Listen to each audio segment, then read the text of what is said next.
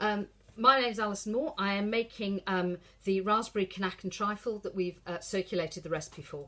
The recipe you've got makes portions for 10. I'm scaling it down by half.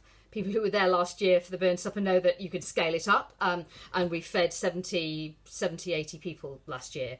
I wouldn't recommend that in a hot kitchen, but it was quite a, you can scale it up and it does work, but scaling down is fine. So you've got the recipe. I've got all my ingredients weighed out. The first thing you'll want to do is take your frozen raspberries out of the freezer and let them thaw. You want to do that because you don't want too much of that residual moisture in your trifle, so you want to make sure they're well and truly thawed.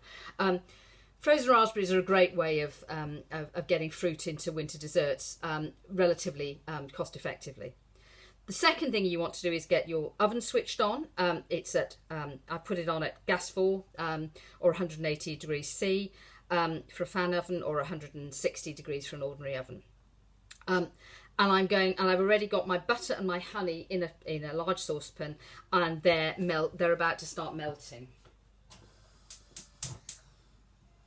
Now, the recipe says, I shall turn around very slightly. The recipe says use Scottish honey. Actually, it is the nicest thing to use, and it's a little bit more expensive than ordinary honey. If you've only got ordinary honey, use that. But the heather honey is particularly nice in it. And you want the butter and the honey to melt, and then you want to add all of your dry ingredients, and that is porridge oats. I'm using jumbo porridge oats, your chopped hazelnuts, some golden caster sugar, and some flour.